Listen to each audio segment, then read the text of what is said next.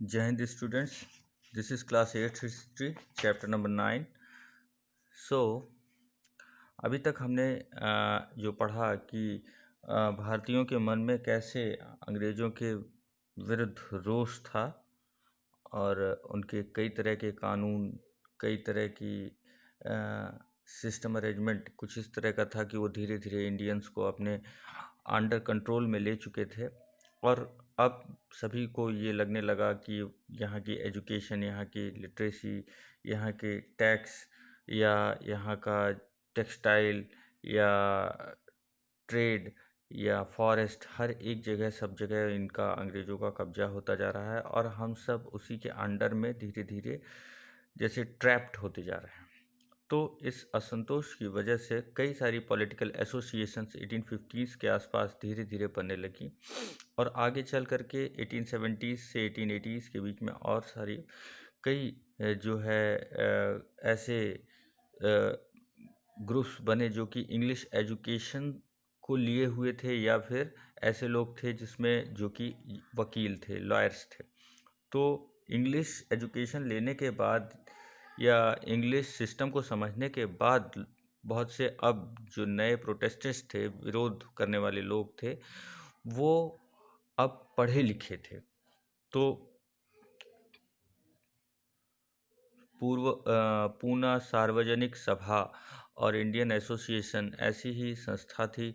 मद्रास और महाजन सभा जैसे Bombay presidency association end of course the Indian national Congress. तो ये ऐसी सभाएं हैं, ऐसे ग्रुप्स हैं, एसोसिएशंस हैं जो कि इस मतलब अंग्रेज़ों के अगेंस्ट प्रोटेस्ट करने का काम कर रहे थे। आगे यहाँ पर ये है कि पूना सार्वजनिक सभा, अगर हम इसे समझें तो सार्वजनिक का मतलब होता है सभी के लिए, ठीक है।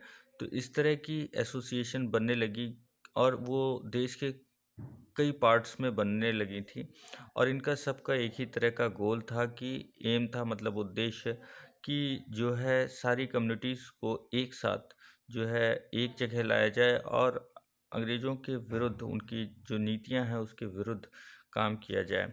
यहाँ पर एक टर्म आता है सोवर्जिन। सोवर्जिन का मतलब होता है संप्रभुत्व।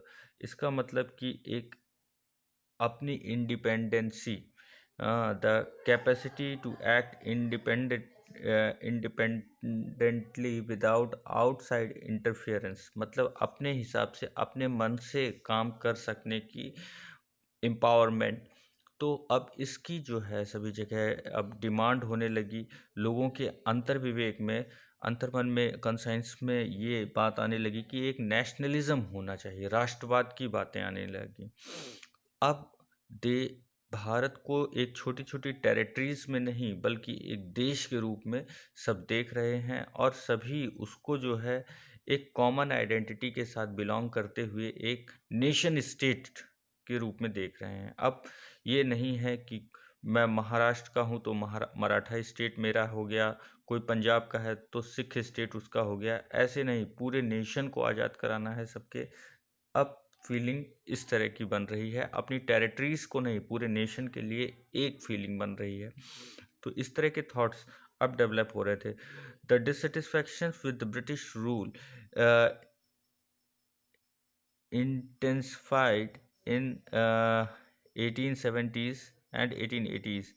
तो ये जो असंतोष की लहर थी वो 1870s से 1880s के बीच में ज़्यादा हो गई जब आर्म एक्ट पास हुआ और इसके तहत ये बता दिया गया कि भारतीयों को हथियार रखने का परमिशन नहीं है। इसके आगे फिर वर्नाकुलर एक्ट आया जिसके थ्रू ये बता दिया गया कि जो भी यहाँ के लोकल प्रिंटिंग प्रेस हैं या कोई अखबार छापता है तो वो इस तरह की कोई चीज़ नहीं छाप सकता कि जो सरकार के विरुद्ध हो या सरकार की आलोचना कर रही हो, उसे क्रिटिसाइज़ कर रही हो। अगर ऐसा कोई कुछ करता है तो उसको गवर्नमेंट तुरंत ही उसकी प्रेस को जब्त कर सकती है, उसकी सारी मशीनरीज को ले सकती है और उसे अरेस्ट भी कर सकती है। यहाँ पर एक इल्बर्ट बिल के बारे में भी कहा गया है। इल्बर्ट बिल एक 1883 में पास हुआ था।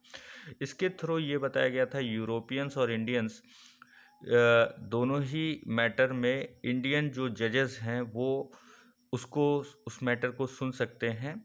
अगर चाहे यूरोपियन से भी गिल्ट हो तो उस मैटर को भी इंडियन जज सुन सकते हैं। लेकिन इसका जो है अंग्रेज़ों ने ही काफ़ी विरोध किया, क्योंकि उन्हें ये लगा कि इस तरह तो इंडियंस को जो है काफ़ी पावर मिल जाएगी और वो ब्रिटिशर्स को जो है अगर कहीं फॉल्ट पाते हैं तो उनको पनिश कर सकेंगे। तो उनको इस तरह की जो पावर थी वो देने से वो बिल्कुल हिचकिचा रहे थे और इसका विरोध भी किए। अब इल्बर्ट बिल का जब विरोध हुआ तो इसकी वजह से डिस्कंटेंट, असंतोष जो था भारतीयों में वो और बढ़ गया।